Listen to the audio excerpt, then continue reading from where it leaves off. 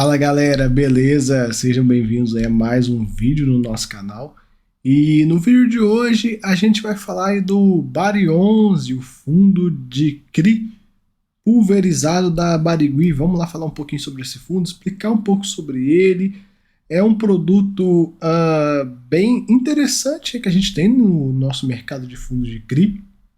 Ele foca muito em créditos pulverizados. Para quem não sabe o que é isso, a gente vai explicar um pouquinho qual que é a pegada desse pulverizado e qual que é a vantagem que o fundo tem em investir nesse tipo de crédito. Vamos lá.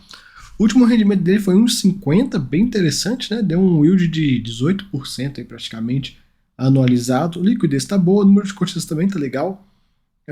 Não é um fundo muito grande, né? Ele meio que parou no tempo. Tem tempo que eu não vejo ele fazendo emissão, né? Então ele chegou num tamanho aí e meio que se estacionou, né? É aquela coisa, tem muita gestão, pessoal, que a gente que faz emissão toda hora e tal, e por outro lado a gente tem alguns fundos aí que ficam paradões lá, tá aqui, ó, tranquilo, não precisa desse frenesi. Então a gente vê aí, hoje ele sendo negociado pouca coisa abaixo do patrimonial, o patrimonial dele de 102,54, e como é que funciona essa questão do pulverizado? O que é isso?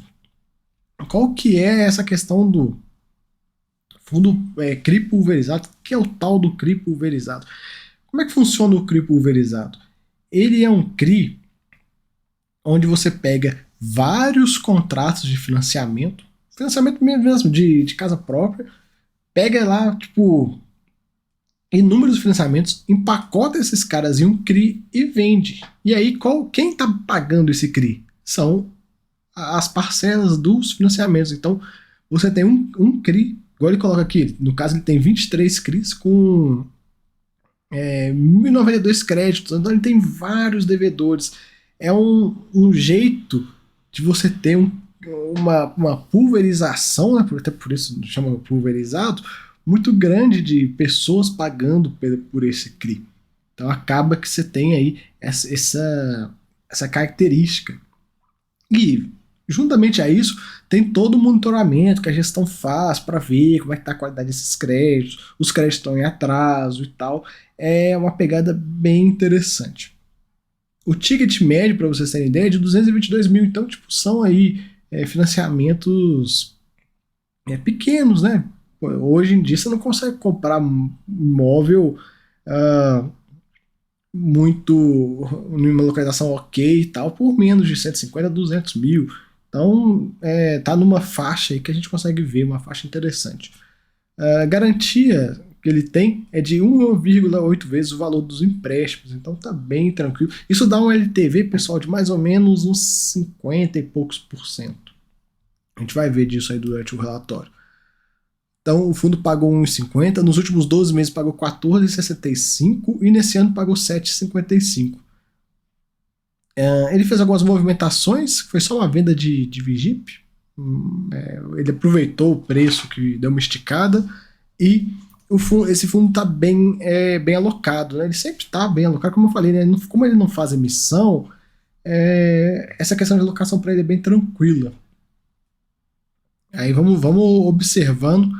Ele até coloca, né, que estão analisando um conjunto de créditos pulverizados para aquisição de um novo CRI.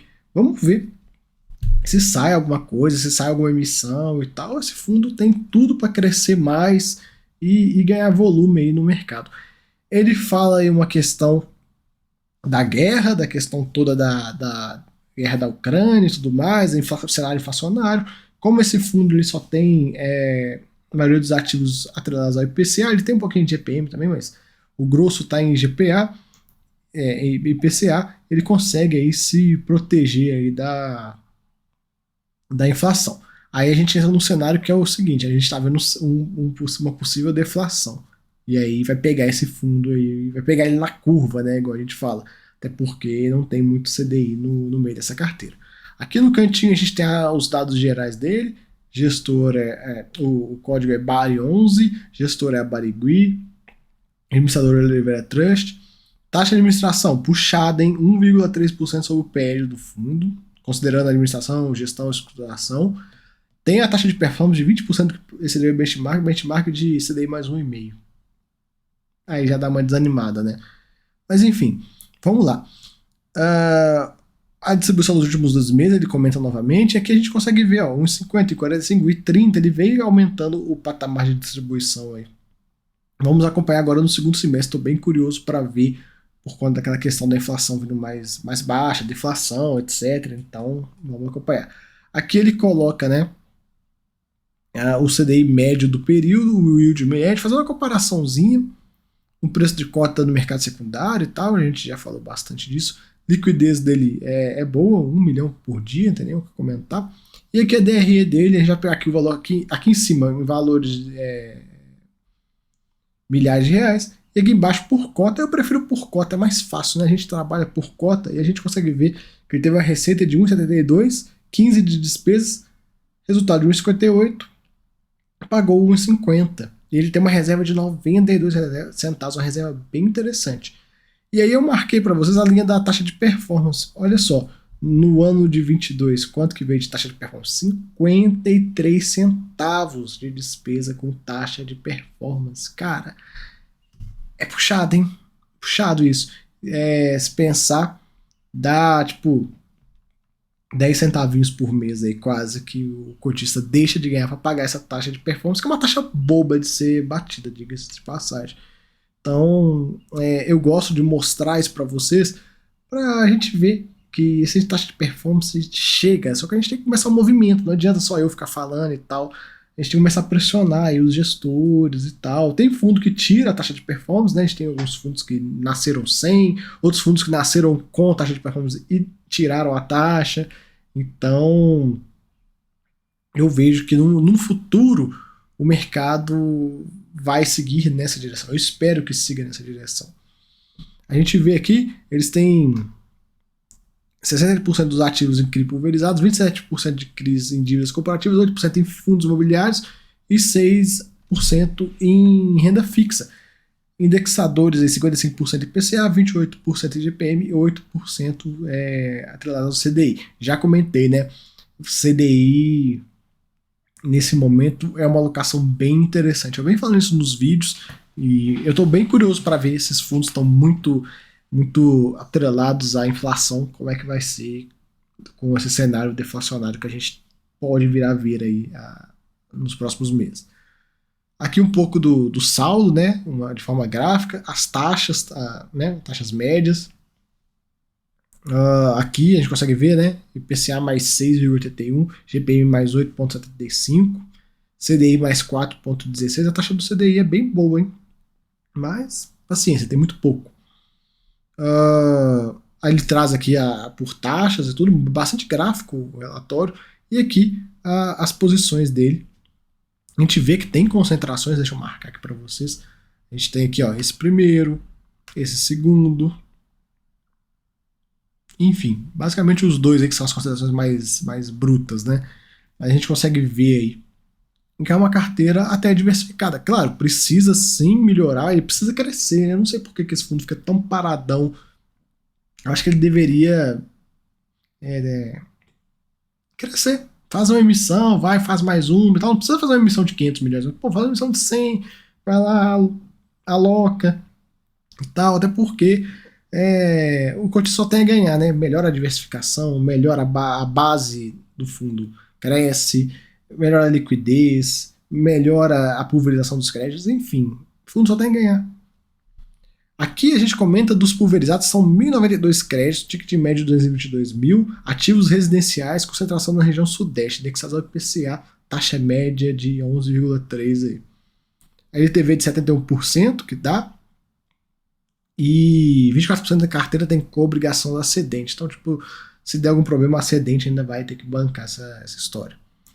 Aqui muito gráfico, a gente vai passando. Eu quero mostrar para vocês a parte da cobrança de atraso.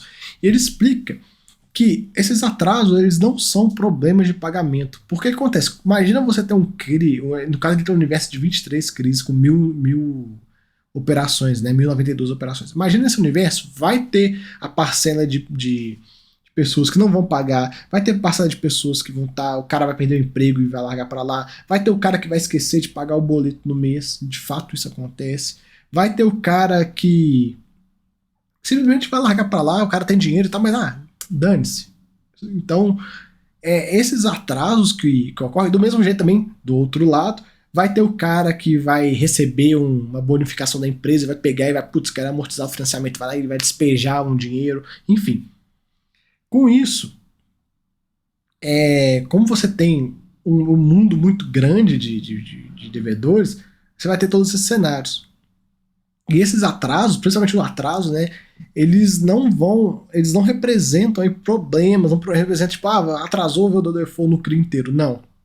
Ele até explica o seguinte, que por conta de todo o cenário de atraso, etc., esses CRIs contam com garantias, né? Fundo de reserva e uma simulação de um que ele chama de stress test, que permite o pagamento do CRI mesmo com parte do lastro em atraso. Resumindo, ele faz um modelo matemático onde ele pega, esse CRI aqui tem, por exemplo, tem 100 contratos dentro dele. Vamos colocar aí que, sei lá, 40 contratos parem de pagar. Aí ele vai fazendo uns cenários para ver aí, para o CRI manter a saúde. E aí também tem um fundo de reserva e tal, enfim. Todos os modelos matemáticos. Aí ele começa a falar aqui um pouco dos atrasos, explicando aí como é que tá aí o bolo como um todo. Então ele coloca 66 contratos em atraso acima de 60 dias, desse total 6 casos estão em execução de obrigação, 13 casos acordos firmados, 29 em renegociação, 18 em processo de execução. Então aquele cara não pagou financiamento, vai perder o imóvel. E 46 contratos com atraso acima de 180 dias, sendo que 7 têm acordo firmado, 19 em renegociação, 3 estão em execução de obrigação e 17 em execução de garantia. Nesse caso desse fundo, os atrasos que são acima de 180 dias, que são aí os mais complicados. Geralmente o de até 90 dias você consegue até recuperar, mas quando começa a passar disso, você já é caso perdido. E é o que eu falo com vocês, a gente tem que ir acompanhando aqui no gráfico desse histórico por faixa de atraso, como é que está a evolução dos atrasos em geral, principalmente o de 180 dias. Olha só como um ano atrás estava em 2,91, hoje já está em 7. O entre 91 e 180 estava em 3, hoje está em 2,5. E o entre 61 e 90 estava em 2,5 e hoje está em 0,67. Então a gente vai acompanhando aí. Os acima de 180 dias, dificilmente o cara vai pagar e tal, já é quase que caso perdido. Mas de toda forma, o fundo executa as garantias e segue a vida. Vamos lá. Ele até coloca aqui, atraso no laço não representa default nos CRIs. Isso é um fato. É até um ponto, né? Claro, se esse atraso aqui chegar, vamos exagerar pra caramba, atraso de 70 dias bata uma crise geral, bata 70% da carteira. Putz, já era, já foi. Mas num cenário que a gente consegue ver aqui, não tem nenhum problema. Ele até coloca o seguinte, que os CRIs pulverizados possuem um mecanismo de segurança que protege o fundo de atraso dos créditos. Na estruturação, a constituição de uma reserva de caixa, mediante um estudo de estresse, para suprir potenciais atrasos que venham surgindo em seu laço ao longo dos anos. Para os clientes que permaneçam em atraso não for possível uma renegociação, os imóveis serão levados a leilão. E o valor do que conseguiram no leilão eles vão usar para pagar aí os créditos. Aí, portanto, os atrasos não são medidas que representam perdas passadas, tampouco perdas futuras. Atualmente, os CRIs pulverizados contam 1,3 vezes a média das próximas 12 PMTs em fundo de reserva. Então, você está bem protegido. Deu um problema geral, você tem um fundo de reserva assim, gigante. De toda forma, vamos mostrar aqui o gráfico. Vou colocar um cenário que o cara atrasou aqui atrás e está em atraso até hoje, esse cara vai perder o imóvel, e aí, quando você pegar e fazer o leilão do imóvel, vender esse imóvel e pegar o dinheiro, você recupera o que você deixou de ganhar nesse tempo e tal.